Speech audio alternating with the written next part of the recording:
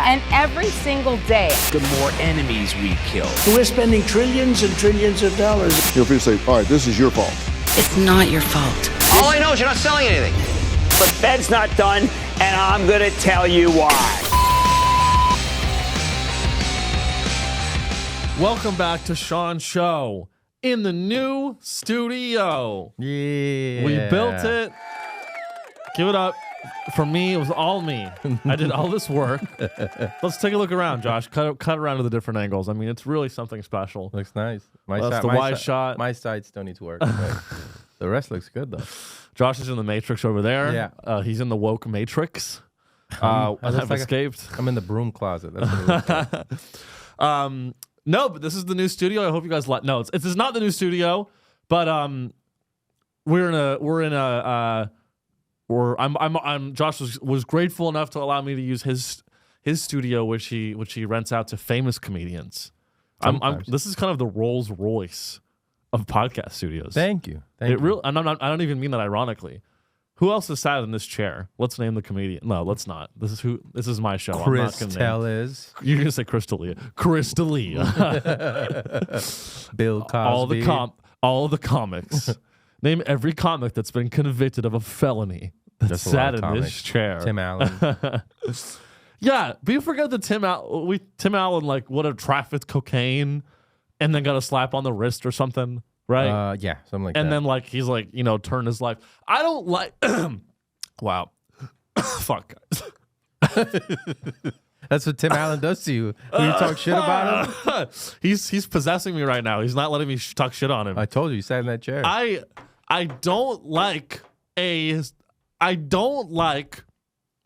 an underdog story. I don't like it. I don't like when a guy turns his life around. I like things that I'm autistic. I like things that are predictable. I like when things are set in motion and they continue in that way. When you get an underdog story like Tim Allen, it's not fair to all the other actors that didn't traffic cocaine that didn't make it. I don't think anybody thought of him as an underdog story. Really? Yeah. Didn't he go to jail? I mean, yeah. That's a bad look. I mean, not underdog, more of a bad boy type of. Yeah, like a bad boy that. He cleaned up his act. I'm sure he still did horrible shit while he was, going doing that. Yeah, I'm pretty sure he. Tim Allen's just like putting a gun in someone's mouth. I forgot who it was who worked on the show, but she tried to say some allegations against him. Not that he had did anything, but stuff that he had said. And it's just like, everybody assumed that. For sure. Well, here's the thing, and it's a popular conversation that a lot of people are having about separating the art from the artist. This is like a generational conversation, and I hate to be that guy. Mm-hmm. I'm not red pilled. I'm not an incel 4chan rape apologist, but I hate to be that guy. But I believe in the rule of law, and I believe that whatever the Quran says is what we should do. Well, whose law? Man's law? That's exactly right. Man's law. That's why women can't get a fair shake. Well, it's Allah. Oh. Is Allah. I'm talking about Muhammad. Okay. So can you draw him for us real quick? Sure. I'll draw just picture you know what? Don't picture him because he's unpicturable. Yeah. And I've converted to Islam. Why do a lot of like black artists convert to Islam? Have you noticed that? Like a lot of isn't Dave Chappelle Islam? Dave Chappelle's Muslim, yeah. So is I think Ice Cube too. Ice Cube's Muslim. Yeah. Have they always? I think Freddie Gibbs is also probably Muslim. Probably. Are they like culturally Muslim or are they like really into the Quran? I wouldn't know. So here's the thing. It's like, I get if you want to like subscribe to the cultural aspects of Islam. Mm-hmm. I think there are a lot of great morals and cultural values that are in Islam that are good. But like, I don't think that Ice Cube is going around thinking that every woman should be in a hijab. No, like, I mean, like if I want, like, hey, Ice Cube, if you're gonna be Muslim, be an orthodox, conservative, go all the way. I don't like these half measures. Well, You know what I mean? I want Ice Cube to go out on the streets yeah. and be like, "Oh, you stole something? Give me your hand. Chop." You know? Yeah. Well, I mean, just because you have that religion doesn't mean that's the necessarily you follow more extreme views of it. And people get mad and say, "Oh, now you're just taking what you like and discarding because of what society deems now as, good or bad." Right. No, it's true, and we all do it. Like, I don't want to be a hypocrite. Like, I'm actually converting to Judaism. Okay. I am officially. And you may have already thought, you may be thinking right now, Sean wasn't already Jewish? And if you thought that, you're a bigot. You're a racist. See, I talk so loud. I talk with a high frequency, the mic can't even. Yeah. It starts cracking. That's how angry I am. I thought you can't be mine. Jewish unless your mom is Jewish. My mom is. Like, you can convert to the religion, but you're not considered one of. I mean, I think my mom is a liar. I think she's a Jew. I think she's a Jew. Okay. I mean, if she can go back and prove it and was like 400 years ago, Here, my family was Jewish. great segue into a story actually I've wanted to talk about for a while, which is 23andMe has been hacked. Oh, who could have saw that And coming? and this is not a story from this week, but I do want to talk about this. Okay. If you just Google it, you'll find a lot of articles about it. 23andMe, the novelty genealogy, heritage, ancestry company, Silicon Valley darling, 23andMe, was hacked, and guess what was stolen? What? People's DNA? Not only their DNA, Where they live? a tremendous amount of information about their ancestry. And guess what types of people's data was stolen? Guess who the hackers went after? Who? Jews Uh-huh. and Chinese. Chinese. That's right. When did the Jewish people and Chinese start working together? Josh, if you open your eyes enough, you'll find that. What do you mean open my eyes enough? No. I mean,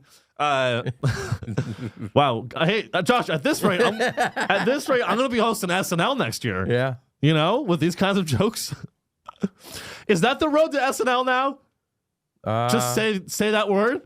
Should I just say that word and I'll host SNL in 10 years? You also gotta be an amazing comic as well. Yeah. I finally found one. 23andMe journey from celebrity spit parties to stock plunge. What? This is an incredible. What's the date? Oh, February 1st. Yeah. So this is a recent story, guys. 23andMe, Silicon Valley darling startup. How much money did they raise? They raised hundreds of millions of dollars. And they IPO'd. They were 23andMe. They were recently once valued at $6 billion. And they IPO. And now if you scroll up, the company's worth less than $1. Embarrassing. Damn. Embarrassing. That's embarrassing. And you want to know why? The CEO's a woman. No, just kidding. Jesus. So if, by the way, did you do 23andMe, Josh? Never. Okay. See, Josh and I are smart people. We know that spitting into a cup and sending it to a private company is a path that you don't want to go down. No. Sending your in the age of AI, I'll come in a cup. in the age, I mean, I've come in many cups. Yeah. I've come in cups and they weren't even related to medical Just for fun. profession. Never had a drink at Sean's apartment. One time I pissed in a cup and froze it when I was a child. For everybody to have a frozen treat later? Or? And then my dad found that I pissed in a cup. He's like, don't ever do that again. Well, I was never interested in what percentage of what I am. I was interested in who they were. You know what I Right. mean? And, some people I understand, it's like there's no way to track back your history because it was either taken from you or you have a last name like Smith, and it's like, well, there's a shitload of Smiths. Yeah. I mean, there's a market for finding out your history. There's that, And that too. already, Ancestry.com existed 10 fucking years ago. Yeah. And so what 23andMe did is they tried to pitch themselves, and the whole world the whole world is services now. You don't own anything. You don't buy software.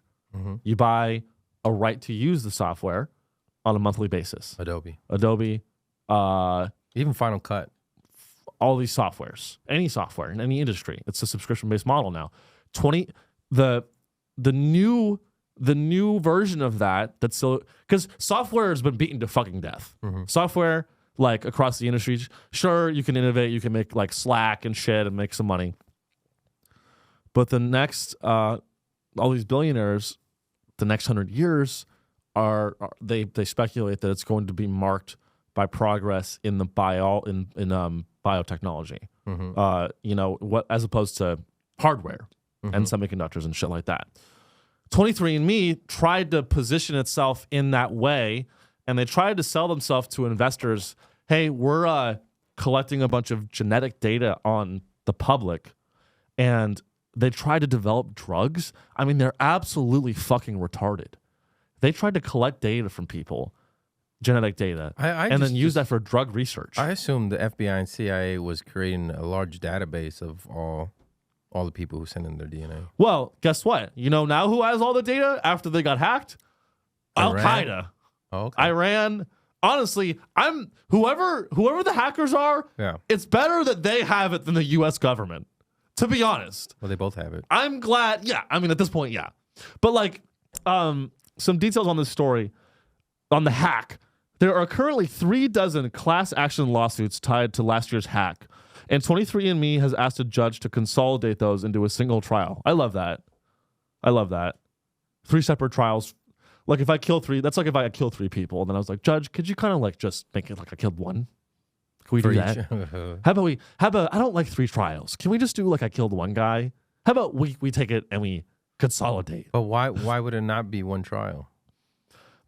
Well, if it's 3 different breaches of 3 different, there's different victims.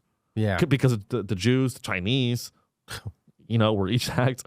And so let's read more. A ruling on that isn't expected until March, but one of the plaintiff's attorneys from that collection is asking to be appointed lead litigator. More details. Can we scroll down a little bit here? So they got hacked. A bunch of data got sold on the dark web. But let's learn about how 23andMe was trying to make money. At the center of 23andMe's data testing business are 2 fundamental challenges. Customers only need to take the test once, and few test takers get life-altering health results. So part of the appeal of 23andMe was that sometimes you send out your DNA and you learn that you're going to die. And investors didn't like that because you can't make money when someone's dead. Oh, so wait, so they didn't tell them, hey, you're really sick?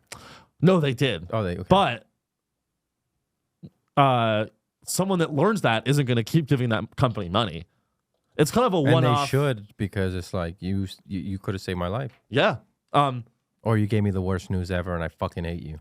Well, I think a lot. I would be grateful to know. Yeah. If I had you're like genetically predisposed for a certain disease. Yeah. But so you're not even human. I don't know if you know that. If I took a 23andMe, it would come back and be like, you're 100% alien. The only one that I would want to know is, am I any part Neanderthal? Mm-hmm. You know what I mean? People are finding out their percentage, Neanderthal. Yeah. Really? Yeah. Aren't we all descended from Neanderthals? No. Homo sapiens and Neanderthals are 2 different. Really? Yeah. Josh, don't tell me you're a racial realist. It's not racist. It's a speciesist. So you're saying different type? There's no such thing as Neanderthals anymore. Like, they went extinct? Or yeah, there's no Neanderthals. There's people who have some Neanderthal in them, but Neanderthals and Homo sapiens were different. Really? Yeah. I don't know. What is it? Not different species, but different. I'm gonna have to call Alex Jones on and fact check you, Josh. All right. Now I gotta look. I'm curious. So you're saying like some humans are descended from Neanderthal? No, they just have, or like some humans have more of a percentage of Neanderthal DNA than others? Some don't have any, but there's a few that do have some. Really? Yeah. Okay, I'm actually curious about this. See, it already came up. Neanderthal DNA. It's just Sean. What the fuck? Yeah. 1 to 4% of humans have Neanderthal genes. 1 to 4% of the genome of present-day humans whose ancestors migrated out of Africa. But the question remains open on how much of those genes are still actively influencing human traits until now. And you find it more in Europeans. Can we look at that? What populations have the highest percentage of Neanderthal DNA? People in East Asia tend to have more Neanderthal DNA in their genomes. That's because Neanderthals are thought to have mostly been European. Who knew the Neanderthals were so good at math and spreading biological diseases across the country or the whole world? So it's not associated with being dumber. No, less. Just, let me see. Genetic This is evidence crazy. indicate that they are interbred with non-African modern humans. They ultimately became distinct branches of the human family tree. See, but here's the thing. See, there's a Neanderthal on this side. There's a human on this side. So taller Neanderthals had bigger bones. Dude, that's just me on the right, and on the left is the other baby that I ate in the womb. If you're just listening, it's a photo of a tall, thin guy and then like a shorter, fatter guy. I actually ate my twin when I was in the womb. Those are Neanderthal titties. That's my grandma, dude. That's like my grandma. Yeah, She's got a nice separate rack. species. See, She's got a nice rack. Neanderthals and sapiens are two different species. So, okay, but Josh, you still it's the more you learn about this stuff, Yeah. the more you're like bumping up against what is, you're I'm not disputing any of this. Mm-hmm. Like we Googled it. Surely it must be true. We Yeah. put it into Google.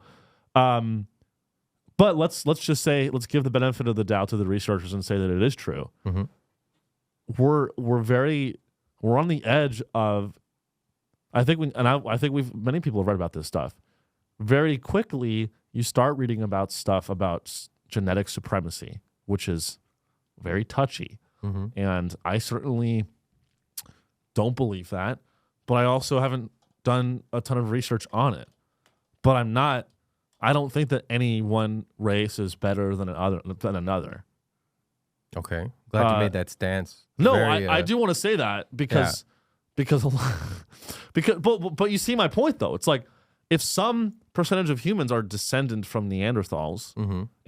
and some percentage of humans are descended more from Homo sapiens. Mm-hmm. Like I don't know what the fuck I'm talking about. We kind of do that, and this is going to be kind of touchy subject, but sometimes when people find out that their baby's going to have some type of defect from tests, just to get rid of the baby. So in a way, that's picking you know what I mean? I don't want a genetically messed up baby. Get rid of it. So you're kind of playing the. It's not against a race or species of people. Right. It's just people who are different. So it's a very tough issue. Yeah. It's a very tough issue. I'm a Sean supremacist. yeah, I know that I am. that should be the name of the show. Sean Supremacist. That should be the name of the fans. Yeah. Sean Premicists. Sean Supremacist. Sean Supremacists. Yeah. It's gonna happen again when people become cyborgs. When they start getting the internet put into their brain, they're gonna feel like everybody else is stupid, and they're right. You are no longer human. You're a cyborg. And then you become. I'm better than you. I will say this. When the water wars come, Josh, I can't wait to rip a Neuralink out of a motherfucker's head. 2032. And just smash his head. Be like, fuck you, bitch. You Elon Musk loving pussy, bitch. You fucking bootlicker, fucking Nazi cunt, asshole, Jew. Mm-hmm. I'm going to call them Nazi Jews. Like, you're a Jew Nazi. Yeah. Has anyone ever said that as an insult? That's kind of fun. That's kind of what the IDF is right now. Take that, you Jew. I think the only person they've said that to is what's his name? He's like a Ben Shapiro? No, he's like a Rothschild type guy. Oh, George Soros? George Soros. Oh, they've called him a Jew Nazi because he's Jewish, but he believes in globalism. Well, no. Also, apparently, he's like an anti-Semitic Jew. No, that he gave up a lot of his people. Oh, when he shorted the euro or whatever. No. This is like Or I think, what did he sort Did to we some look other this up currency? once and find out that that wasn't true? Something like that. Yeah, the reality I come from. But anyway, speaking of my fans, let's I actually got a lot of questions this week, Josh. Mm-hmm. We have some questions from our listeners, which is pretty fucking cool, bro. I mean, I'm actually shocked that like there's anyone actually engages with the show. Okay, wait, before we do that, let's see here. You can just continue without supporting. Fuck Reuters on the bottom but left. then it does this. Or no, if you just go back. Back to main menu? Yeah, just hit back. Below that, right there. Okay, fact check, George Soros. Social media users have been sharing an image online that makes several disparaging and false claims about George Soros. Some of these claims include Soros being a former Nazi, Soros, quote, swearing to destroy the USA, unquote. That sounds like me, dude. Maybe I'm George Soros. Soros owning Antifa and Black Lives Matter, and Soros paying for protesters. Okay. Should we see the examples of the propaganda? Sorry, got you can't deleted. anymore. Damn. Mark Zuckerberg deleted it. Anyway, Yeah, no, I'll whatever. delete it. We talk enough about George Soros on the show. All right, go ahead. I want to get to some questions from our viewers. Thank you, by the way, for putting your questions in. I mean, I'm truly grateful because I want this to be a dialogue. I know it's called Sean Show, but it's really all of our show. So here we have a question from William. Again, William asked a question last week. William asks, what has been your favorite drug to ever take? William, that's a great question. I think my favorite drug I've ever taken is MSNBC, straight to the dome, every day. No, I'm kidding. It's actually Fox News. Is it a drug? Is a drug. The media is a drug. No, I honestly, I've done my favorite drug I've ever taken is 25I N-bomb. The fuck Have is you heard of that, William? No. Have you heard of that, everyone? 25I N-bomb is a research chemical. And it's manufactured in China, and it's imported into Mexico and then trafficked into the U.S. And Is this a real drug? It is. It's sold as LSD. Oh, But it's actually like a very new kind of research chemical that hasn't been been tested as much. And when you put it under your tongue, your mouth goes numb. It goes numb as fuck. And I did this drug in high school a few times. And there actually have been a handful of reported deaths. You actually can overdose on this drug. But I had a fucking blast. what does it feel like? It's like acid and meth at the same time. Okay. It's a very, very powerful psychedelic, but very, very harsh.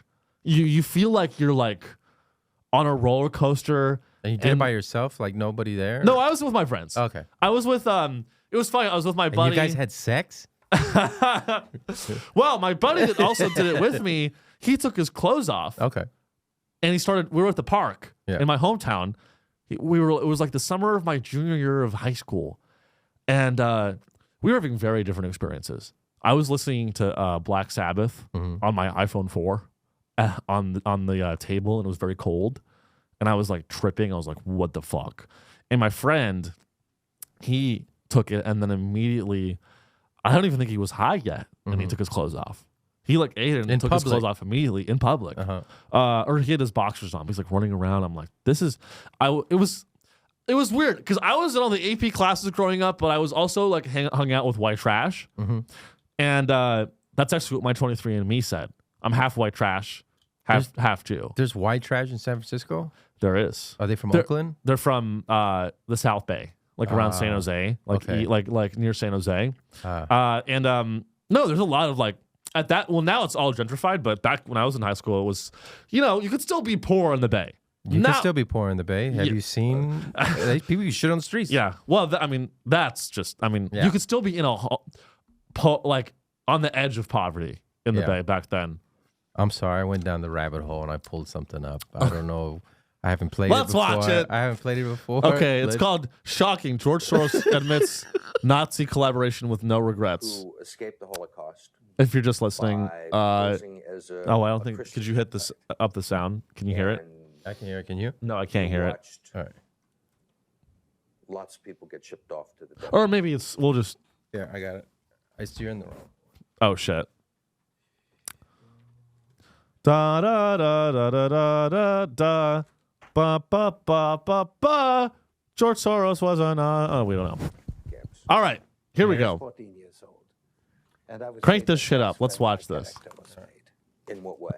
That one should think ahead, one should understand and anticipate events, and one is threatened. It was a tremendous threat of evil. I mean, it was a very personal experience of What evil. accent is that? My understanding is that you German? went out with this protector of yours who swore that you were his adopted godson. Yes. Went out, in fact, and helped in the confiscation of property from the Jews. That's right. I mean, that sounds like an experience that would send lots of people to the psychiatric couch for many, many years. Was it difficult? Not at all. Sorry, what was the context here from the Maybe beginning? as a child, you don't. So he was hanging out with a guy that was taking. A Nazi said that was his godson, so they wouldn't take him. And so, but then said that George Soros was his godson. yeah, because he was a kid. And then he goes around, he helps him. And George Soros is Jewish. Yeah. Okay. And so he goes around, he helps him. He like rats on everybody else. Rat is the wrong word to use. He goes and tells on everybody. Oh, could you turn my headphones up a little bit? Sorry, I'm on the other port now. Check. There we go. So, well, okay. Let's be fair. By the way, what did the interviewer do? We don't know anything about the guy that interviewed. I forgot. He could be a fucking asshole too. I forgot what. This is a major news network he's talking to. Croft? Who the fuck is this bit? I like George Soros. Okay. I like Soros. I like what he's doing. I like him. And you know what? I've read a lot of Holocaust history. Yeah. And one of the ways to survive a death camp was to operate. One of the only ways to survive a death camp was to help operate the death camp. And so, you know, if I was in a death camp, you have to make the choice of. Some people have to make the choice of death or facilitating the death of your friends and family to chance survival. And it sounds like George Soros did that. Well, let's hear him out. Okay, let's hear him out. You don't see the connection, but it created no problem at all. No feeling of guilt. No. For example, that I'm Jewish, and here I am watching these people go. I could just as easily be there. I should be there. None of that. Well, of course, I could be on the other side, or I could be the one from whom the thing is being taken away. But there was no sense that I shouldn't be there, because that was, well, actually, funny way, it's just like in markets.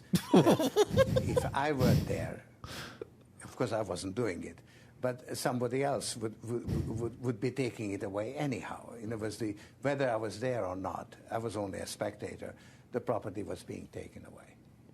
So I had no role in taking away that property. How old was he? 14? So I had no sense of guilt. No idea. See, Dinesh By the big D'Souza. lie. The big lie. Hey, I mean, I just pulled it up on Twitter. I don't know. This is back in 2017. He was 9 years old when World War II began. They were exterminating people like him. What would you have done? Yeah, that's the whole point. That's why he's like, I don't feel guilt. What was I to do? if I was a full grown man, I would still no. Here's the thing. It's, I like, it's funny. It's a very funny hypocrisy. Yeah. The Andrew Tate types. Yeah. Andrew Tate fan base. They love alpha males. Yeah. They love eat what you kill, hustle culture. Yeah. Right?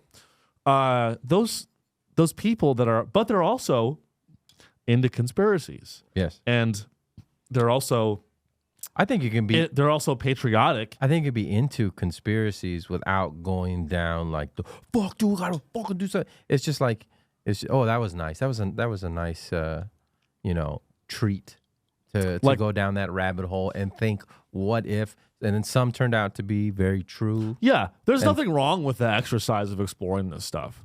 Yeah. And I think that's where the left loses a lot of people. Yeah. Is because the moment you start suggesting certain things, they call you any name in the book. Yeah. Because, and I'm an independent. I think Republicans are retarded. I think Democrats are retarded. Mm-hmm. If you vote, you're a retard. Truly. If you vote in any I've never voted. If you voted in an election and you come to see me do a live comedy show, like for example, February 15th in Dallas, Texas, don't shake my hand. Don't look me in the eye. If I find out that you voted, we're not friends. We're not friends. But like these guys, like, yeah. But my overall point is what George Soros said is he was asked the question, couldn't you have just as easily been the Jew that was being persecuted and stolen from? And he went, yes. But if I wasn't the guy that turned on his people, someone else would have done that. But did he turn on his people? Because he said it was going to be confiscated anyway. He was just there. Yeah, and the real question is, and this is not just about George Soros. The conspiracy makes it seem like he went around like, them. Like, yeah, he was just being, shielded by a friendly Nazi soldier.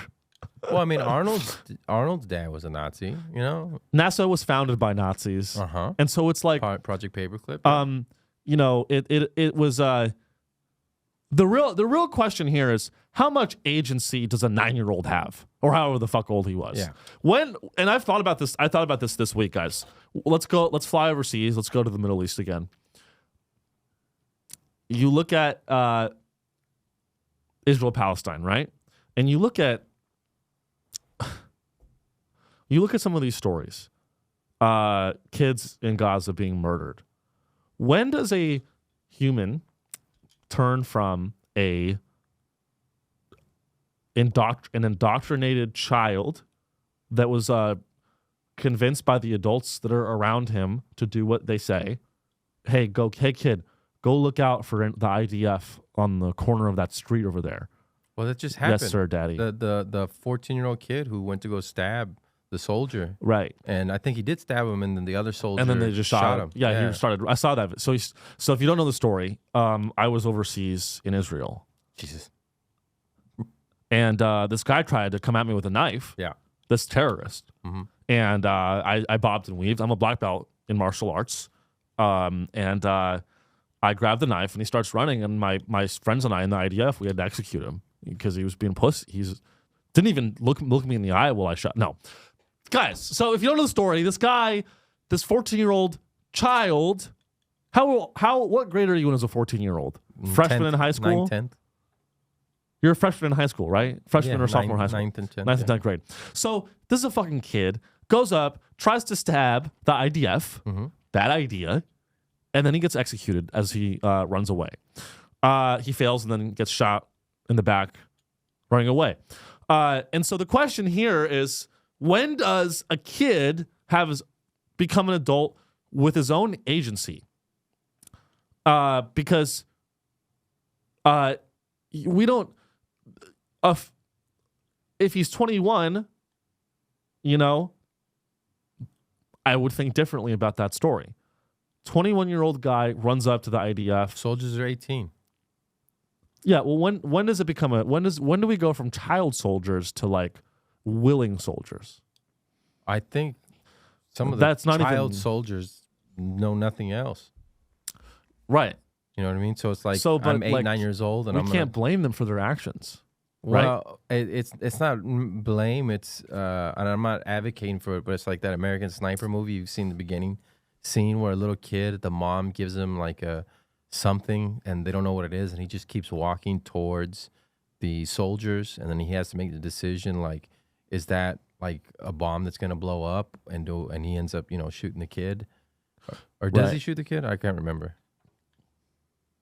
I hope he did. I hope he did. Jesus. But the whole it's like, even if the kid doesn't know, and it's a little kid, and he's like, "Go give this to them," and he's like just walking up to them, and it is a bomb or something like that. Then that's a very hard choice to make because all those soldiers also have families back home too. It's like, what do you do? Well, and this is the it's a very hard moral question, and I was thinking about this week from my ivory tower. Mm-hmm. I was in a DoubleTree in Dallas, Texas, 16th floor, beautiful view of the parking lot that is that fucking shithole, Dallas, Texas. Hot. You don't like Dallas? I don't like Dallas. Okay. It's unwalkable. Oh. You can't walk anywhere in Dallas. It used to be that was going to be the New York, like that fucking of Texas. Yeah. I mean, Yeah, and then the developers came to Dallas and met people from Dallas, and they're like, "This is just not going to be the next New they York." just built a bunch of like parking lots and shit. It's a massive parking lot. Yeah. Dallas is what Israel wants to turn Gaza into. IDF even uses that. They go, "We're going to mow the grass, we're going to cut the lawn, Yeah. we're going to turn Gaza into a parking lot." That's what Dallas is already. So if you're pro-Israel, take a look at Dallas and ask yourself if you want more of the world to look like that. And then reevaluate, bitch. Because it sucks. But I was in my DoubleTree eating a warm cookie, walnuts, chocolate chips. Oh, an actual cookie. Okay. DoubleTree, they give you cookies when you check in. Got it. I was just making sure. I check in my DoubleTree. I take the cookie out of the packaging. It's still warm. And I start to ponder, what is the nature of war? What would I do if I was a child soldier? Mm-hmm. What is George Soros' email? How can I get in touch with Soros and his people to maybe get him on show? Yeah. What if I got George Soros on the show? Would that be crazy? Isn't his son running everything now? For him? Alexander? Yeah. I think Alex. Maybe I can get. I would love to get Alexander Soros on the show. He runs investment funds. Yeah. Maybe I could email him and be like, "Hey man, I run an investment podcast. Would you like to be a guest on my investment podcast? I have lots of listeners," which is not true, that are wealthy. You guys are all poor fucks, and you look to me for guidance. I'm your god. No, I'm kidding. I'm trying to. Alex Soros. Oh yeah, he went to Davos. Do we talk about Davos? I don't think so. We didn't. I don't Fuck. think so. Oh yeah, I was sick. I forget. Guys, I have fucking Alzheimer's. I have dementia. I'm like literally I'm worse than Joe Biden. Truly. Alexander Soros is Soros' son is taking George Soros' place because George is getting very old, presumably. But I was let's pause. This is what he said. Okay. Can we pause on that Yeah. for a sec? I just want to make a point about Yes. I just want to stay on track. So, but to your point about the whole like American Sniper scene, right? Yeah. I always, whenever there's chaos in the world or things that suck, I always I love this. This is one of my favorite phrases: "Cui bono," What's that which mean? is Latin for "who benefits." Yeah. And you always, it's the same as "follow the money." Cui bono. And you look at the war in the Middle East, and this is not a new thing that I'm saying. Like, I'm kind of like beating a dead horse right now. But who benefits from endless war between Israel and Palestine? CEOs of defense contractors and politicians. They get more power and they get more wealth. Mm-hmm. Myself, Mm-hmm. I benefit from endless war in the Middle East because I'm a Palantir shareholder. By the way, You're a regular Nancy Pelosi over here. Palantir's up 30%. You're welcome. If you guys have not taken my investment advice yet, it is, you know how people have that disclaimer where there's like, this is not investment advice, contacted them. This is investment advice. I am your wealth manager, Sean Riley. I'm your wealth manager. I'm your weekly broadcast. I am your bread. I'm your circus. Yeah. I'm your father. But no. What happens if you do that? Does that What? saying that you really are instead of saying this? Like if someone cuts that up and then says, I bought Palantir and lost, well, it's not going to be a problem because Palantir is going to go to the moon. What if they don't ever sell it and then it fails? Like if someone takes my advice, buys the stock, and in 30 years it fails from now, and they're like, it's because of Sean. and they sue me, Yeah. well, in 30 years, I'm going to be the dictator of the world. I'm going to just have them killed. Yeah. So problem solved there. But look, it's Bolero's doing good. question. We'll get to Bolero too. We have a lot. There's so much to go through this week, guys. And I'll get to the rest of your questions as well. The winners of the war in Israel, the winners of the Israel-Palestine conflict are Benjamin Netanyahu, the Israeli government, United States senators, the defense contractor executives. These are the people who want the war to continue forever. Mm-hmm. And they've designed a situation where you and I are concerned with questions that don't matter, such as when a child is murdered by an opposing military, who is responsible for that child's death? Is it the adults that indoctrinated that child? Is it the man that pulled the trigger and shot the child? Yes. Or is it both? You know who's responsible for that child's death? Who? Kanye West. Oh, they're going to say Andrew Tate. No, but you know who is responsible for his death? Is the people that are part of continuing the chaos. If you continue to create the situation where child soldiers are murdered, you are primarily responsible for that child soldier's death. So it's the CEOs of Lockheed Martin, Raytheon, Northrop Grumman, Joe Biden, Genocide Joe, they call him now, which That's I think his is a name? name that sticks. Genocide Joe. Have you Wait, heard of that? did you come up with that name? No, that's his name now. Oh, okay. No, I'm for real. Like he's all over Twitter. Yeah. So when you get angry and you see a child get murdered by the IDF, don't get mad at the IDF. Don't get mad at Hamas. Don't get mad at me because I'm just telling the truth. Don't get mad at Palantir because it's a great company that you should invest in. It's insane that you're drinking. People are hearing these political opinions and you're drinking half a gallon of coffee. Don't get mad at cold brew, which we are sponsored by Stock Cold Brew Coffee. Yeah. Reach out anyway, we're not actually sponsored by these guys, but I love their marketing. Geeked Out and Caffeinated. They know what the fuck is How up, much? dude. That's what? 1,500 milligrams at least? More? Approximately 125 milligrams of caffeine per 12 ounces. And how many ounces? 48. Shut up. So it's... No way, it's 48. It is 48 fluid ounces. So it's 4 times 125, which That's is 500. 500 that's not too milligrams. That's a lot of caffeine. That is a lot of caffeine, But it's not like... it won't kill you. Nothing can kill me, Josh. Oh, okay. But anyway, I just wanted to cover that. Sorry, we're kind of going out of order, but there was a second part to William's question that I do want to get to. What are your thoughts on William asks Sean's show. William asks Sean, what are your thoughts on microdosing? I think it is the most derivative, embarrassing thing you can do in 2024. Microdosing mushrooms is like wearing Ugg boots. It's truly the Ugg boots of men. Eating one stem or eating like a mushroom cap before you go to like your job at Sonic and serving hamburgers and thinking that you're smarter. I have a newsflash for you. You're high. You're high. You're high at work. And I think a lot of people want to be high, but they don't want to be that guy that's high at work.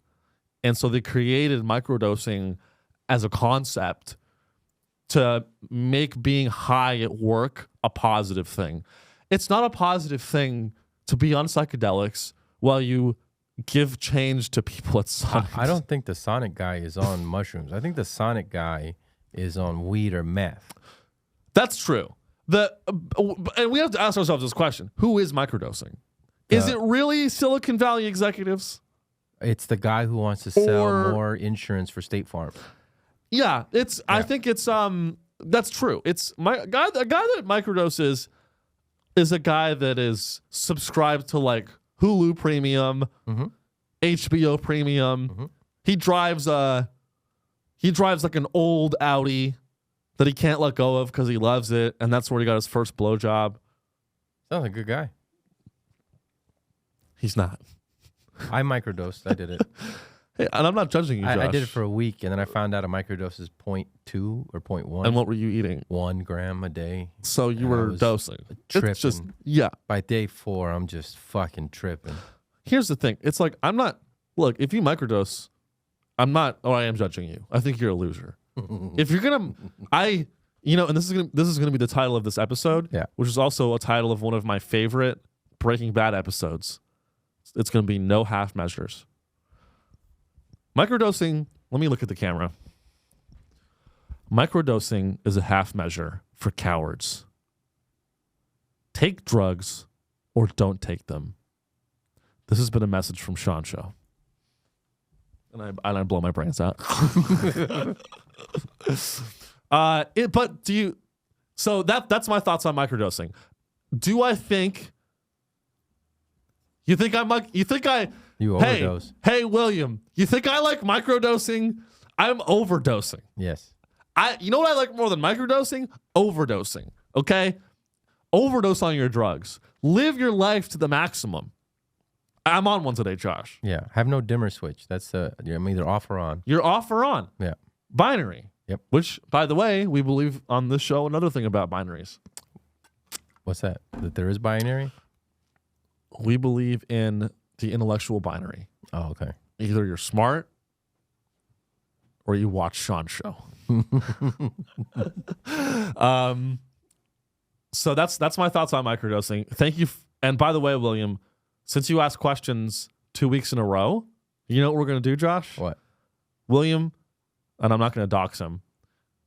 Why don't you send me a message on Facebook via Sean's show? Send me your Venmo, and I'm going to send you $10 on Venmo because you asked me questions on the Sean Show Facebook group. It was William Montgomery, wasn't it? It was fantastic comic here in Austin. It was not. Oh. It was a real fan. Can you believe the show has real fans? Yeah. I really, really can't. I hope no one actually believes anything.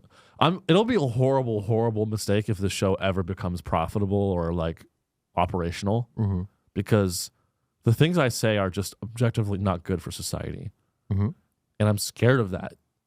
I'm scared of what my mind is capable of, Josh. I think you'll bend to the masses. You think so? Yeah. I think I'm gonna be the heel. Yeah. I really think I'm gonna be the heel. I love being a contrarian. I love it. Yeah. I love it when people are like, "Did you watch?" You say that now, and then in a year, you're gonna be like, Zyn. I love it. It's the greatest. Zyn is the nicotine pouch for contrarians. There you go. Do you hate Marvel Cinematic Universe? Then you're gonna love Zyn. Zyn nicotine for contrarian bastards. And you're gonna end with one China. Do you want Russia to annex land that is rightfully hers? Try Zyn. Try Zyn. Do you fear having a gay son? Try Zyn. You're gonna love it. You're gonna love it. You'll love the pouch. You'll love the taste. But anyway, William, shoot me your Venmo on Facebook, and I'm gonna give you $10. That's $5 per question asked. So that's an incentive to. And I mean, I don't know anything about William. However, I know that $10 is gonna probably that comes out to 10 hours of his hourly rate. You can buy one of those. There you go, cold William. brews. You can buy. Do yourself a favor and take the $10, and I want you to buy whatever drug you want, and I want you to microdose it. That's my With gift to you. $10, all you can do is microdose. Yeah. Yeah. Maybe you can buy a little crack rock. Yeah. But that's the kind of generosity I'm able to give out to people, and that's we're going to give out gifts. When people ask the questions on Facebook, we're going to continue to give out gifts. So if you want a gift from your generous host, make sure you join the Facebook group, facebook.com/groups/Sean's Show, SEANSHOW. We have another question. Can you believe all these questions? Are you going to give them $10? Fuck. It's going to add up really fast. Yeah. William, go ahead and send me your Venmo. I'll be charging you $10 Request. because my opinions are valuable. So we have a question from Gary, my other loyal. William and Gary are like my Gary two. Vaynerchuk? William Montgomery and Gary Vaynerchuk are my two most loyal fans. That's fucking dope. Gary asks 2 questions. So I guess that's $5 per question. Yeah. So this is $20 down the drain. Yep. Gary, will you and Josh be on the 2024 voting ballot? Well, Gary, this is not a great cycle for Latinos. And so I'm actually going to go with someone else. Yeah. No offense, Josh. Mm-hmm. I'm actually going to be going with a black woman. That's good. It's going to be Riley Owens. Candace. Oh, Candace Owens. Okay. 2024. We are already campaigning in Nevada. We've set up a run to go across the counties in Nevada because that's obviously a very important state to win first. Nevada's a swing state? It's purple. Well, here's what's interesting. I read we talked about Iowa and New Hampshire. Iowa and New Hampshire somehow maneuvered their way into like being the first states that vote. And it's all comes back to money. The tourism, they just want tourism. The media shows up. The people of Iowa get to feel good, like they matter. Here's the message. If you live in Iowa, if you live in New Hampshire, and you think you matter because you vote first, you don't. Okay? You live in a fucking 1-bedroom apartment, and you're a fucking loser. Have you ever been there? I've been to Iowa. I've been to Des Moines. Okay. Des Moines had some of the worst people I would love to go to the Funny Bone, by the way. I hope to headline the Funny Bone in Des Moines someday. But the people of Des Moines were the most dry, just religious farmers I've ever met. They're like deeply believe in God and they're pussies. They're just absolutely the backbone of this country. Yep, And I couldn't have more respect for the people of Des Moines. So maybe Josh and I will run in 2028. I was thinking Josh, 2030s. Will you have your green card by the Okay, All right. I had to make that joke. I don't think Josh can run. Yeah. I may not. I honestly, I may not be a citizen in 2028. Why? I may renounce my citizenship And go before where? then. I'll have a golden passport. Oh. And if you don't know, golden passports are what all the wealthy people are doing. They're buying real estate across the world, and they're getting citizenship by investment programs, which are getting more expensive. Yeah, you get $1 Because million and now you become a citizen. You can buy a house, and this is my another piece of advice. Go buy a house in Sri Lanka. Sri Lanka will make you a citizen immediately. You can renounce your U.S. citizenship, but still own a condo in New York City. You can hang out in New York City as much as within reason as a visitor of America. And guess what? Your taxable income just went from 30% to nothing. Because Sri Lanka won't tax you. That's the power of wealth. And that's the evil of wealth. But let's be real. We'd all do that. And you can say stuff like, I'm from Sri Lanka. Yeah, you could be like, Sri Lanka's beautiful, especially the women. Yeah. I had this Uber driver once. This Uber driver, he told me he went to, he grew up in San Diego. San Diego came up, which I know is not Sri Lanka. Oh, so no, totally same. Here's how you know you're talking to a fucking creep, is when they go, there's a lot of talent there. Yeah. In referring to women. That's one of the most disgusting ways to refer to women. Talent? I think that's worse than calling them whores. That's worse than calling them sluts. It's degrading them to just their bodies and what they can do with There's them. a lot of pussy meat. I mean, pussy meat is honest. See, I like that. If he had said pussy meat, I've been like, you're right, buddy. There's a lot of pussy meat in San Diego. Yeah. Maybe that's the episode title, Pussy Meat in San Diego. Yeah. But like to call women talent, it's just, it puts them in such a box. It commodifies them. What do you mean by puts them in a box? You know what I mean by that. Puts them in their box. Oh. A lot of talent. Yeah. Anyway, Gary has another question. Actually, Gary, you can Venmo, send me your Venmo, but I'm not going to pay you for this next question because it's more of an administrative question. Is leaving a voicemail still an option? Yes. That's been an option the whole time. Yeah. I know you guys listen to the show. I know I have you know what the last episode got on Spotify, Josh? How many? 74 downloads. Fuck yeah. That's 74 people that are aware of the fact that they can call me at any moment and leave a voicemail and don't. So Gary, please leave me a voicemail. I'm not going to dox you, and it adds to the show. Don't you want the show to be fun? Don't you want me to be able to play off your voicemails? Leave me a voicemail. I'm good at giving advice. I'm a smart guy with a lot of lived experiences. I grew up in the Bay Area. My parents are rich. I can help you. Okay? You can even ask me questions like this. Here's like a question you could ask. Hey, Sean, Gary here. Comedy from Des Moines, Iowa. Who should I vote for? That's like a question. And to that, I would say, Gary, go into the ballot box and vote your conscience. And then pull out that gun and do what I tell you. And do what I've been telling you to do for many months. And show the world who you are.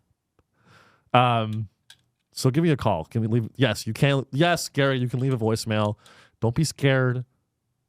Maybe people are scared of leaving a voicemail. Nah. Also, if you do leave a voicemail, you are subject to becoming a soundbite. So just so you know. Yeah, I'll clip it up. Yeah. You're gonna go viral. Yeah. By the way, guys, I'm big on Instagram. I'm huge on Instagram now. You will go viral if you call in, which could be fun for you. Unless it's, again, leave me a voicemail. Just know that it could be seen by millions. So don't, and I'll even use my discretion. Like if you call in and you give me a bunch of personal info on the voicemail, I will take the time. I'll bleep out stuff that I believe, even though you think it should be public, I'm going to bleep it out to keep you extra safe. Because that's how much I love my fans. Do you want to see what he said? Yes. So let's, so just one more plug. Facebook.com/groups/Sean Show. I'm basically buying fans at this point. It's very sad. But join the group. All right. So this is George. This is Alexander Soros son. at the World Economic Forum in Davos. So recently. Oh, can you hear it? Nope. Here, can I? Why can't I hear this? All right, give me a second. While Josh does that, the backdrop for Davos. So Davos is in Switzerland, and it's a small mountain town where all of the billionaires of the world go to fuck, and in the business sense. Davos is in Switzerland, and it's a place where the world's elite talk, and they talk about the future, and there's lots of different meetings that happen, and I want to go someday. I would truly love to go to Davos someday, but it's where the World Economic Forum happens, and it's an annual event that kind of discusses the state of the world and the economy, technology, politics. Is the fundamental issue. And so that's can you pause it for a sec? That's the backdrop. So what we're going to listen to now is Alexander Soros, George Soros' son, who, by the way, was grandfathered into he was born into this world, the power of the elites. So son of George Soros at the World Economic Forum. And what's the topic? I don't know if I want to play this anymore. Oh, it shits on him? No, it's just saying why they're scared of Trump. No, I don't want to fucking Alex. So here's the video. Alex Soros at the World Economic Forum letting everyone know how much the globalist elites fear President Trump. I don't know. You still want to play it? I'll play. Why not? I mean, All right. by the way, we're not pro-Trump. I'm not pro-Trump. I don't think that that's the fundamental. I don't think the technology is the fundamental issue in democracy. Democracy is messy. I mean, democracy is about contestation of ideas. It's about plurality. It's about people having different truths, actually. Now, fundamentally, how society lives together civically in those contestations is obviously quite tricky. But I think that if we play too much on this disinformation card, we're taking the responsibility away from ourselves to actually create a narrative that inspires people to vote and to believe, in democracy and democratic institutions. And on the institutional part, I think that we can talk about institutions as these abstract things, but institutions are also about pussy. Did it die? No. So anyway, people. Oh, here we go. And I mean, the guy is impossible to listen to. Untrustworthy people, and we talked about things. In Can you pause it? Yeah. Alexander Soros says almost as much as me. That's fucking crazy. Okay. Imagine listening to a guy go, anyway, going back to Israel, child's, that's kind of what I do. Yeah. Which is sad. But anyway, going back to Alex, he uses a lot of very, colorful words, plurality. Yeah. Contestation. Yeah. Fuck you, bro. Fuck you, Alex. You're saying a lot of nothing. You're saying a whole lot of nothing. He goes. I think that technology is good for porn. He's like literally melting down at the World Economic Forum. They're like, Alex, like, how do you feel about the future of democracy in the context of technology and how it can be weaponized by governments to create disinformation campaigns and propaganda? He goes, I like I like goth porn. I like it when the bitches. I like watching goth. He's like autistic. Yeah. He's like, my dad helped the Nazis, and that kind of scares me. No, he didn't help when we saw it. He just all right. was adopted by one. See, and that was an example of me using technology to create disinformation. There you go. Which is, Alex made a great point. He goes, I like to jack off to goth lesbo porn. And I agree with Alex on that point. I want to go to the World Economic Forum and I want to go, Alex, in the middle of his like big dumb speech, he goes, technology creates a plural. I go, Alex. He goes, what do you want? Do you like goth porn? And he go, well, I like stepmom porn personally, but I like sometimes I watch golf porn. Yeah, you kind of sound like him like that. I do. Fuck. Yeah. I should do an Alexander Soros character. Can we keep listening? Checks and balances, which aren't written anywhere, but are customs. Can you pause it? One man. Okay. Can you cut to the TV? Look at this fucking panel. To bring it full circle, Josh, these are the exact people that would like endless war to continue. You want to know who's responsible for that little boy's death in Israel? The World Economic Forum? It's Alexander Soros. It's all of these nameless, faceless, elitist fucks at the World Economic Forum. My ex-boss is in this at the World Economic. No, I'm kidding. Oh, shit. Almost. I almost worked for BlackRock. Maybe I should work for BlackRock. It's a lot of money. Would it be crazy if I got a job at BlackRock and I like infiltrated that BlackRock as like a bit? BlackRock. I think they would kill me. BlackRock would infiltrate you. I think they would. I think they would really come after me. They wouldn't hire me. The show's too big. No, you know what's crazy? People think BlackRock is like this crazy, evil empire that has webs and is super smart. Mm-hmm. They would still hire me. I could get hired at BlackRock tomorrow. I'm not even kidding. And the reason I don't is because it's too much of a time commitment. That's the only reason. Yeah. The reason I don't work at BlackRock right now is because of the time commitment. It's not because of moral reasons or ethical reasons. If I could work at BlackRock and work 1 hour a week, I would go now. I would be like, hire me now. I would work in their ESG group. What's that? Oh, yeah. I would do ESG ETFs for BlackRock. Yeah. If it wasn't too much work. And that's because I'm just like George Soros. Yeah. You're like Alex Soros. Someone's going to do it. You're like Alex Soros. Hey, here's a little conspiracy, Josh. Uh-huh. You know what Soros is backwards? What? Soros. I was like, wait. And you know what else is the same when it's reversed? What? Jew. No, it's not. I was going to say like that's Wudge. Mom. Wedge. Wedge. You know what? Wedge. You know what there's a wedge in society.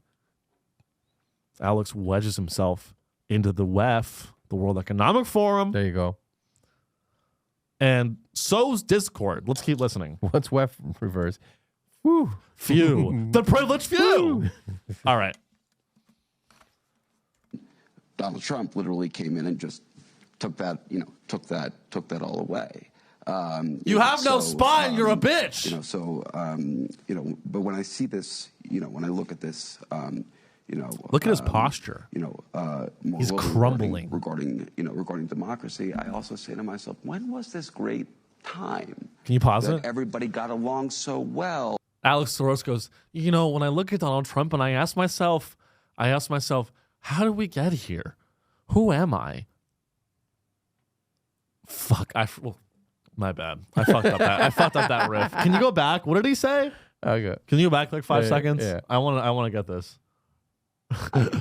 That everybody got along so well, and Sorry, can you go back more? I want. This is a very. But when I see this, when I look at this, more globally regarding democracy, I also say to myself, when was this great time that everybody got along so well, and Pause it. Hey, Alex, it was before you were born, buddy. You know what it was? It was before George Soros shorted his own country's currency and made $1 billion on the collapse of the Greek. Was it Greece? I don't remember who it was. Which, by the way, was a very impressive trade, and I give George Soros a lot of credit for that trade. George Soros is the ultimate contrarian. He shorted. Can we look at that story? Because it's a lot of people hate George Soros because he did this. I think it's an incredible achievement that any of you would have done if you were in his shoes. Just look at like George Soros shorting currency. It was the British pound. So George Soros made one of the greatest trades in history that made him ultra rich, and people hate him for it. They think he's like a traitor.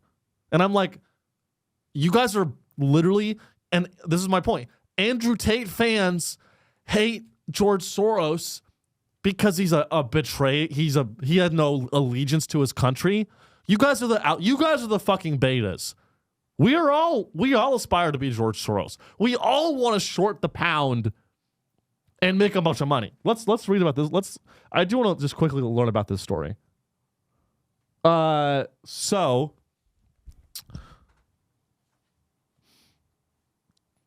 what did George Soros do to the British pound?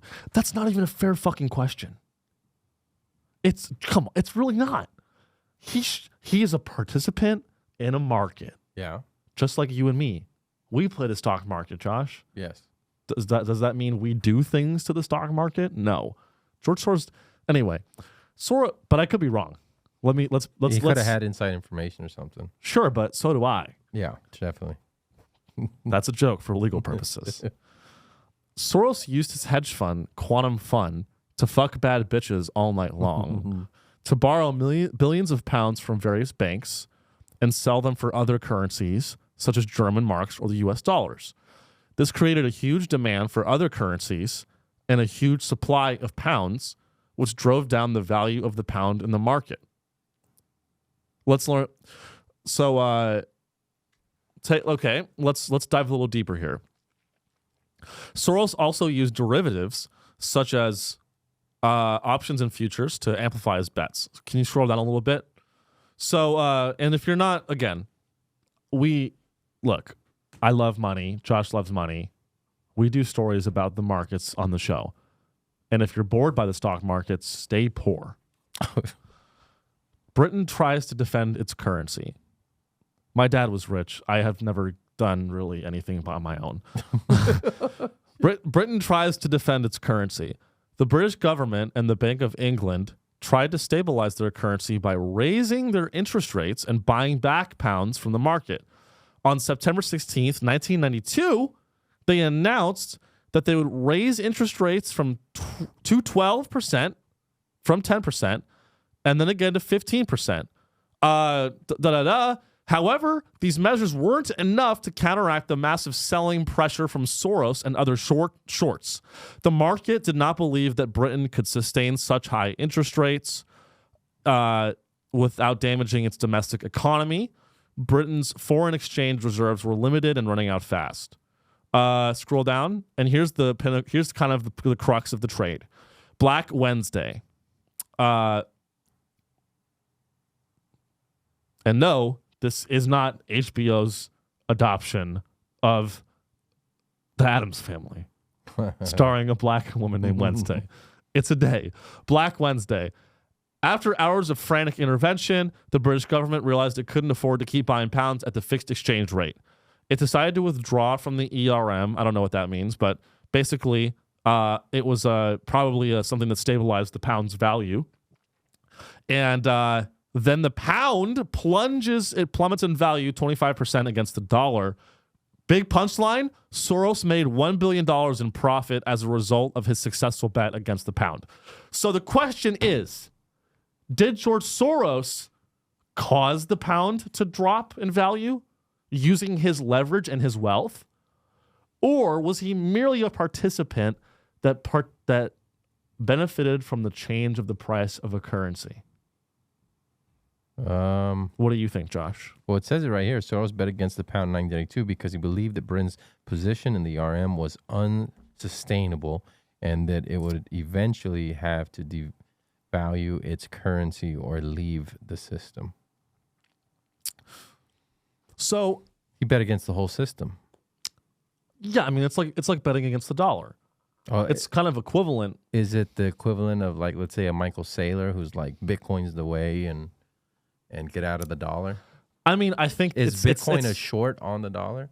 Bitcoin is not it's a hedge. It's a hedge, yeah, against the dollar. Shorting the dollar is a bet against the dollar. Yeah. And so so basically they call George Soros a bastard because the value of the pound to many poor dumbasses is a symbol of the British power and culture.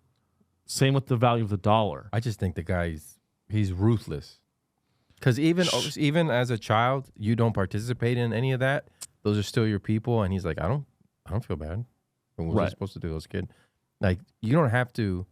I'm not saying what as a child I would have done anything different, but I definitely feel that I would have felt some way about it. It would have fucked with me. I mean, maybe it did. Maybe that's why he's so ruthless. He's like, I can do anything now. Right. I mean, I've seen the worst of humanity. Fuck all of you. Right. I think maybe that was a traumatic event for him that he hasn't processed that made him a psychopath. And now his son can't talk. I can't believe Alexander Soros is such an autistic fucking loser. I want to have him on the show. Maybe I shouldn't be so harsh. It's weird because you don't hear anything about him at all. Well, I mean, you really don't hear about George Soros that much unless you're in these conspiracy 4chan circles. You really don't hear about... Alex Jones talks about him a lot. Yeah. We're huge fans of Alex Jones on the show, by the way. Oh, he lives in Austin. Yeah. Maybe we'll reach out. So anyway, I did. So why do we investigate that? It's because I think, I mean, I'm not like very pro Soros, but again, I just want people to not have double standards. I want people to rethink their values.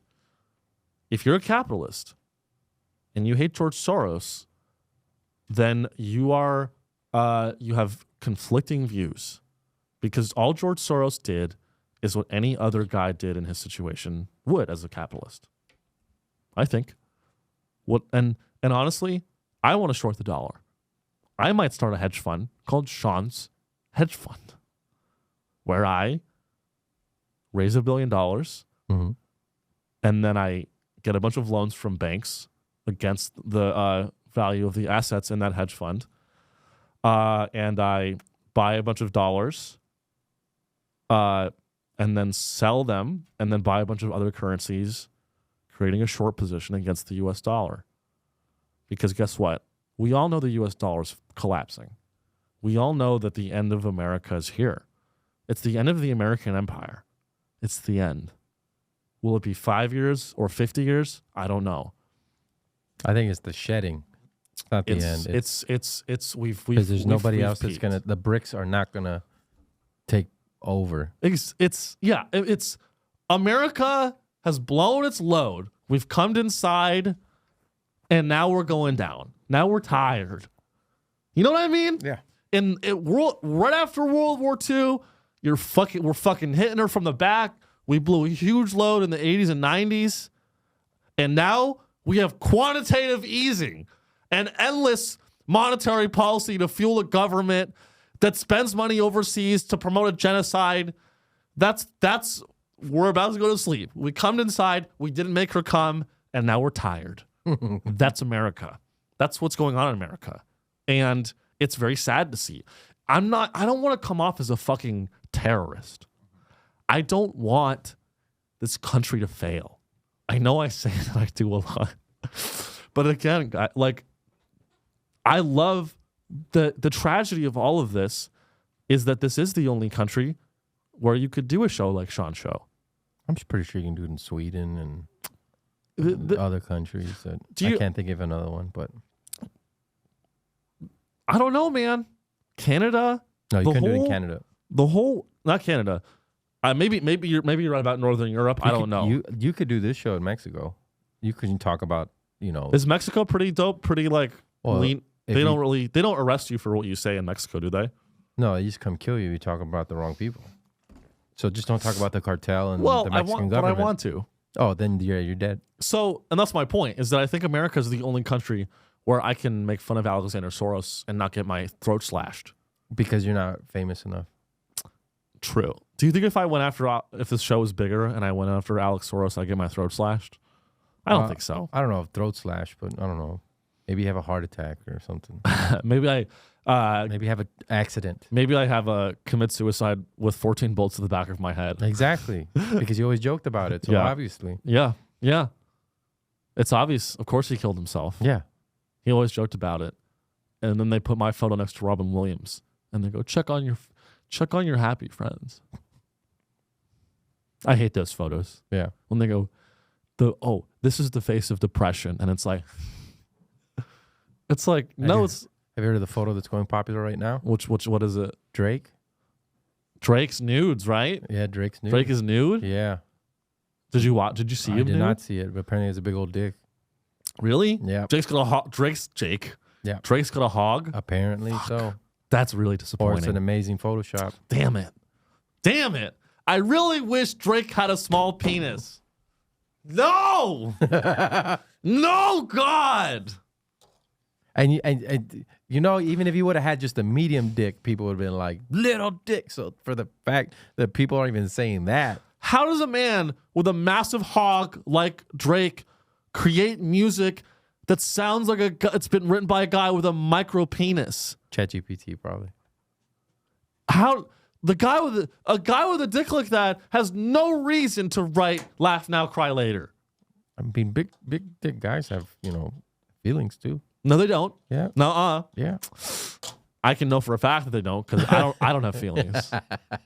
Ladies, I'm taken. There's no women that listen to this. How long have we been going on? An hour 20. Hour 20. Let's do a little bit. Let's close it out. Let's see. So we covered a lot of ground today. What should we end? Should we end with Argentina? American birth rates are plummeting. Or oh no, I know what we're gonna end with. Which one? WeWork. We gotta end with. I love WeWork. I don't know what's WeWork. You're joking, right? No. You don't know WeWork? No. Josh. What's WeWork? So WeWork was the it's a co-working space. Oh yes, the offices that you rent place. I have a WeWork subscription. Yeah. They're still around. But at one point, WeWork is such a fascinating story because it was funded by SoftBank, which is China's venture capital firm, state-run venture capital firm. Yeah. I've been trying to short Chinese banks. I can't. Oh, yeah. Well, you need to be... See, here's the funny thing. You need to be so rich before you even have access to investments that actually make sense. Yeah. If you had a $500 million hedge fund, you bet your ass you could short some Chinese stocks. Yeah. But you don't have access to the Bloomberg terminal or... I can short New York Community Bank. That's about it. Yeah. There might be an ETF for Chinese real estate. I've looked into it. They're not shorting. But in any case, WeWork was once another Silicon Valley darling, much like 23andMe. At one time, a private company that was worth $46 billion or something like that. Jeez. Literally. Because of all the real estate they own. No, actually, it was worth that much because the way that private companies are valued is corrupt. Yes. They are valued at... It's like art. It is. In fact, the dollar value of WeWork's real estate was... I don't know what it was, but it was a very small percent of $46 billion. Yeah. Their valuation was based on a multiple of their revenue, which was probably 100x. Yeah. They were... Meta's now $1 trillion. Yeah. And that's a company that makes little girls commit suicide. Because of Instagram, yeah. Fuck. There's a lot of shit went down this week, dude. Yeah. Mark Zuckerberg had to apologize to those families. Did you see that? No, I didn't see that. Okay, let's do that, Okay. and then we'll do WeWork, and then we'll be done. We have to watch this video.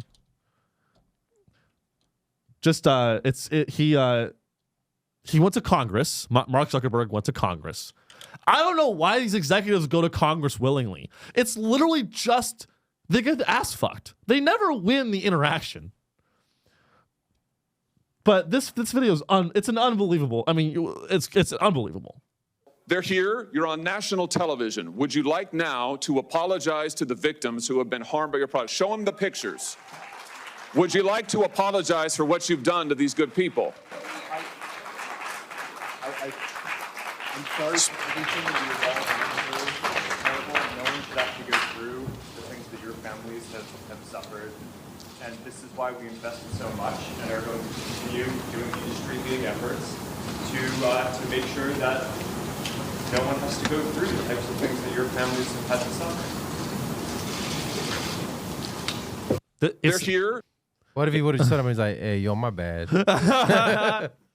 He turns around and apologizes to I give him credit for that. I don't. Okay. I'll tell you why. All right. Mark Zuckerberg turns around and apologizes to these families, but in his head and the whole interview, in Mark Zuckerberg's head, he's thinking, how do I apologize to these families without implicating Facebook in any sort of legal liability? Yes. Yeah, I'm sure his lawyer's gone over that. And so he turns around and he goes, the senator goes, you want to apologize to these families? Also, not as if the senators know anything about fucking Facebook or sex trafficking or any of this shit. They don't know any technology. Every senator in Congress, when they interview tech executives, they go, now, when I open up Google on my iPhone, is that Wi-Fi? Yeah. And I'm like, I'm going to murder all of you, you fucking dumbasses. Yeah. They go, now, is TikTok, can I text my son on TikTok? Yeah. I'm like, shut the fuck up. And then they grandstand, and also it's an election year. They all just want to grandstand to look good for their voter base. Yeah. But he goes, are you going to apologize to all the families that it's your fault, Mark? He turns around, he goes, I'm sorry for what your family went through. That was like the least awkward though. I saw him like doing an apology. It's true. Yeah. But it's still he cringe. didn't like take a sip of water like, he's gotten better. Yeah, he's gotten better at faking humanity. Did you see the stock? Oh yeah, and then it's so funny. He has to apologize to all these families, and then literally the next day, the stock explodes 30% They bought all the shares back. They did a share buyback, which if you don't know what that is, again, just hit that little red X and see you later. We don't want you here. Mark turns around and goes, "I'm really sorry about what your kids went through," and that's why Facebook makes industry-leading tools that help kids. And I'm so excited to announce that we're doing a $10 billion share buyback program. He turns around and he says to the families, he goes, "I'm so sorry that your children were the victims of online sexual abuse facilitated on Facebook and Instagram. And that's why here at Facebook, we're taking $10 billion of our cash and buying back stock, thus increasing the value of the company." And so I hope that is some sort of beginning to show you how much I am sorry. Moloch thanks you. I hope that, when you see that we, our earnings per share was higher than the estimate this quarter, I hope that you can find some solace in the fact that your son was trafficked by a sexual predator. I hope that when you see that we beat earnings, you know that we care. I care. I care about Facebook. I care about your kids. In fact, one day, one of your kids is going to end up in my bunker in Hawaii. I'm sorry. But legally speaking, I'm not sorry. He goes, "I'm really sorry. I'm really sorry what happened to your children on our platforms. I'm also legally obligated to say that Facebook in no way claims that it was responsible for what happened to your kids on the platforms." Now sign this. Now, yeah. On the way out, all those parents had to sign a waiver, that release a liability release waiver. Anyway, one last thing, guys. We're gonna talk about WeWork. I sound like Alex Soros. We're going to talk about WeWork. So, Adam Neumann is a fucking genius. If you don't know Adam Neumann, you will, and you should. He may be the president one day. He's such a fucking conniving bastard piece of shit. He may very well end up being the president. Okay. He started WeWork, raised a fuckload of money, sold all of his shares in WeWork back to JP Morgan for $1 billion cash, leaves the company. WeWork goes public via a SPAC, a special purpose acquisition company. It was a craze. You remember the SPAC craze? Mm-mm. And it doesn't really matter. WeWork goes public, and the stock collapses immediately. It goes through bankruptcy proceedings because there's so much debt in the company. And now, cut to the present, Adam Neumann is a billionaire, and he wants to buy back the company for nothing. That's smart. It's like selling his house for $5 million and then buying it back for $10,000. But is he fucking over? I mean, yes, he's fucking over the investors. But did JP Morgan is like, this is what we're gonna do? And he's like, you know what, fuck it, you take it. And then he takes it. I mean, just like, what's the name from Barstool? Didn't he sell it and buy it back for like $1? It's the Dave Portnoy strategy. Yeah. Dave Portnoy did the exact same thing. And so the real question is, what kind of fucking dumbasses at JP Morgan are going to buy WeWork at that valuation? And they better have gotten fired and hung and hanged. No, they got promotions. Oh, yeah. I'm sure they did. But everybody below them got fired. Yeah. Right, because they were those like, you guys all convinced me. Yeah. But let's just take a look at this article. So, what's the headline? What does it say? Adam Neumann tries to buy back WeWork as creditors mull a sale. The effort is already facing challenges. Some WeWork creditors have signaled that they are ready to sell the firm after it exits Chapter 11, which was a bankruptcy proceeding to restructure the debt of the company. I've had a lot of coffee today. See, I could be using these skills to make so much fucking money. Yeah. It really sucks that I'm not. According to people familiar with the matter. Oh, and can you keep going down here? Oh, I'm sorry. No, that's fine. WeWork lawyers said on Monday that the company is running short on cash and needs more money to get through its Chapter 11 cases. In Newman's letter to WeWork, he said the current financial crunch was caused by the management's lack of ability to, quote, explore alternatives for financial support. Can you scroll down more? Oh, I'm sorry. SoftBank is Japanese, not Chinese. That was very racist of me. His plan to buy WeWork is also the latest twist in his long history with SoftBank, the Japanese tech giant that was by far Newman's largest investor. When mounting losses and investor concerns caused WeWork to abort its planned IPO, SoftBank gave Newman more than $1 billion package to leave the company he co-founded. I'm sorry. I thought it was JP Morgan was involved somehow. Keep going down. Keep going down. I mean, just it's a lot of financial details. Neumann was forced to step down and cede control in the shared office startup much after its much anticipated IPO was derailed. WeWork, which Neumann co-founded in 2010, raised billions from investors while rapidly building a global network of co-working spaces. So, he's a genius. He outplayed everyone at SoftBank. He outplayed everyone at Blackstone, all the investors, all the real estate people involved. I mean, it's a beautiful thing. It's a beautiful thing when a man can start a company, sell it for way more than it's worth, and then buy it back for way less than it's worth. Mm-hmm. That is America. Adam Neumann is a fucking patriot. And anyone, honestly, any of my haters that want to come after Adam Neumann, you gotta come after me first. If you even if you lay a hair on Adam Neumann, I will personally come to your house and murder your family in front of you. Adam Neumann is my hero. Adam Neumann is my God. He doesn't wear shoes? He doesn't wear clothes. Yeah, look at him. This is him walking around the city. He's a hippie. He's a god. Look, can you cut back to Adam Neumann? If you're just listening, I mean, how do you even describe this guy? He's a Greek god. He's a microdosing faggot. Yeah, he microdoses for sure. He's a fucking bitch. I mean, be like Adam Neumann. Found WeWork, build it to $47 billion valuation. Don't wear shoes. Get kicked out as CEO. Getting $455 million golden parachute. Start new company. Raise $250 million. Try to buy back WeWork after it goes bankrupt.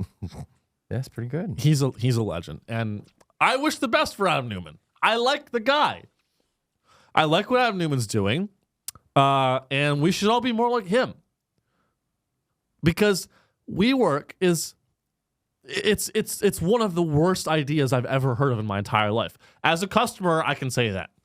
I give WeWork a lot of money every month to use their office, and you know a business sucks when I am a customer of the business. No offense, Josh. I know I'm a bit. I was gonna say. I know, no offense. Excluding Comedy Frequency. Thank you. The premier podcast production studio space. Yeah. And the one and only comedy capital of the universe. There you go. New York City, Austin, Texas. But anyway, we went long because that's just how much I love you guys.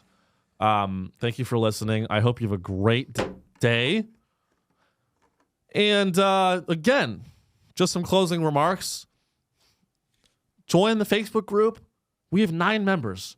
Let's get it up to 10 members this week. Someone take the fucking leap and just join the Facebook group. I'm trying to build a community and have fun. This is about having fun. It's about a search for the truth. Josh, this show is about a search for the truth, a resilient search for the truth in the face of lies. Mm-hmm. It's about doing ketamine, but ultimately it's about having fun.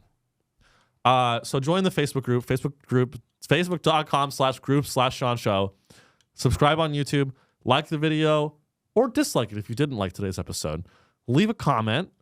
Tell me who you're voting for. Tell me who you, I don't know, Grammys. Actually, tell me if you like Taylor Swift. If you're a Swiftie or not.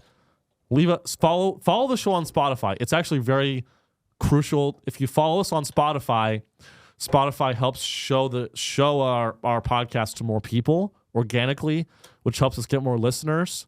And every listener that we get is a listener taken away from Joe Rogan, which is ultimately no, just obviously a joke. Big fan of his.